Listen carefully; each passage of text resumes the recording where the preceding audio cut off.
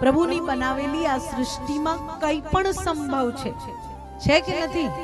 આપણે ઘણી બધી કથાઓ સાંભળીને કે ભગવાન શ્રી હરિનું મસ્તક કપાઈ ગયું અને એમના પર અશ્વનું મસ્તક મૂકી દેવામાં આવ્યું. આપણે શિવપુરાણમાં સાંભળીએ દક્ષ પ્રજાપતિનું મસ્તક કપાઈ જાય અને એના ઉપર બકરાનું મસ્તક લગાવી દેવામાં આવે.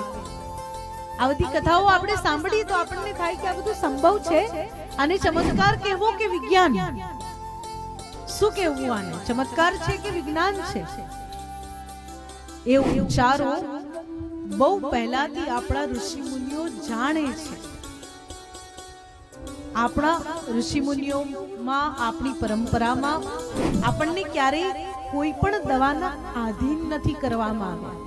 ઘરમાંથી દવા શોધવામાં આવી. કેમ કે ઘરની દવામાં તમે આધીન નથી થવાના. અત્યારે પણ કઈ એલોપેથી દવા લેવી એ કઈ ખોટું નથી, લેવી જોઈએ, કારણ કે નહીં તો પછી જલ્દી પ્રભુ પાસે જવું પડે. અત્યારે એટલું બધું શુદ્ધ મળતું પણ નથી.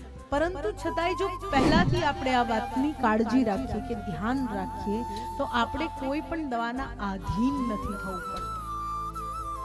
અને પ્રભુની આ સૃષ્ટિ એવી છે